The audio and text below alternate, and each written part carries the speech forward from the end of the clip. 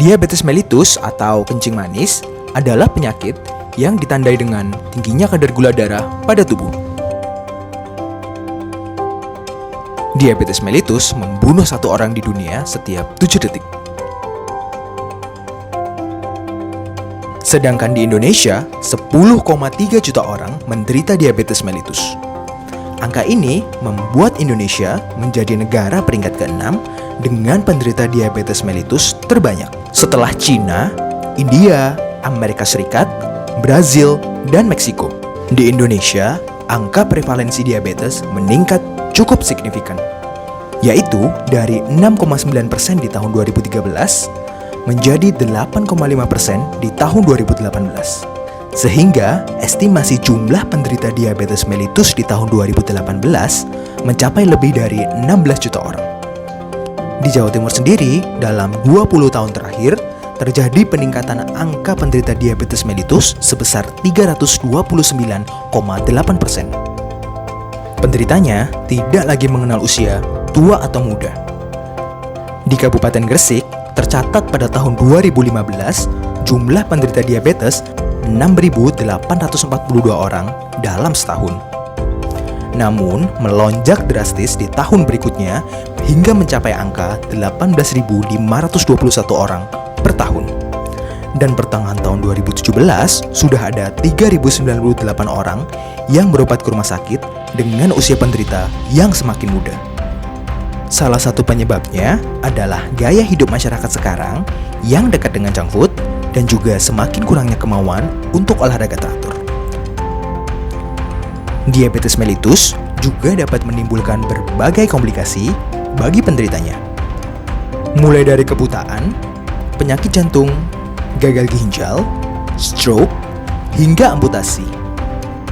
Saat ini, ada lagi komplikasi yang mematikan dari diabetes mellitus, yaitu infeksi tuberkulosis atau yang sering kita sebut dengan TBC. Hal ini disebabkan karena respons kekebalan tubuh yang menurun dari penderita diabetes. Penyakit TBC juga memicu peradangan kronis yang membuat gula darah meningkat.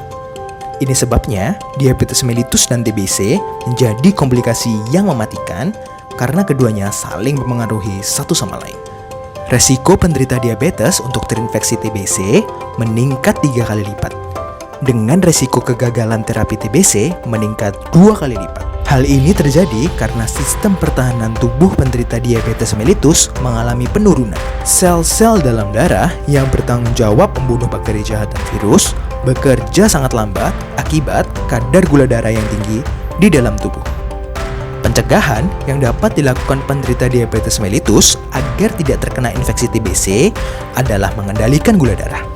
Salah satunya adalah dengan makan makanan kaya serat, seperti sayuran, buah, ataupun ikan. Yang kedua, rutin berolahraga dan terpapar sinar matahari. Kelola stres dengan baik, lakukan apa yang jadi hobi Anda, dan tentunya tidur dengan cukup.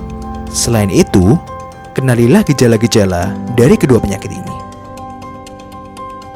Gejala tuberkulosis biasanya dimulai dengan batuk-batuk, mudah lelah, penurunan berat badan yang drastis karena hilangnya nafsu makan, demam, hingga urin berubah menjadi keruh. Sedangkan diabetes mellitus memiliki gejala seperti cepat haus dan lapar, penurunan berat badan, kelelahan, pandangan kabur, sering terinfeksi saat terluka, hingga terlalu sering buang air kecil. Lalu, apa yang harus dilakukan saat pasien diabetes mellitus telah terinfeksi TBC? Segera konsultasikan ke dokter agar mendapatkan penanganan yang tepat. Biasanya akan dilakukan terapi TBC, yaitu pasien harus meminum obat dalam kurun waktu yang panjang sambil terus rutin cek gula darah. 1/3 penderita TBC mengalami gagal terapi. 40% meninggal dunia akibat infeksi TBC. Penderita diabetes mellitus yang terinfeksi TBC memiliki resiko gagal terapi lebih tinggi dibandingkan dengan penderita TBC tanpa diabetes mellitus. Sehingga, terapi dari diabetes mellitus dan TBC harus dilakukan secara sinergis dan tentunya terpantau dengan ketat. Obat pasti ada efek sampingnya. Jika pengobatan tanpa pengawasan ketat dari dokter, akan muncul beberapa efek samping. Beberapa efek samping dari obat-obat TBC adalah mual atau muntah, mata yang menguning, kencing yang berwarna merah, mengalami halusinasi, kejang, hingga kematian. Sedangkan efek samping dari obat-obat diabetes mellitus adalah mual atau muntah, kerusakan hati, pingsan, hingga kematian. Lebih baik mencegah daripada mengobati, kan?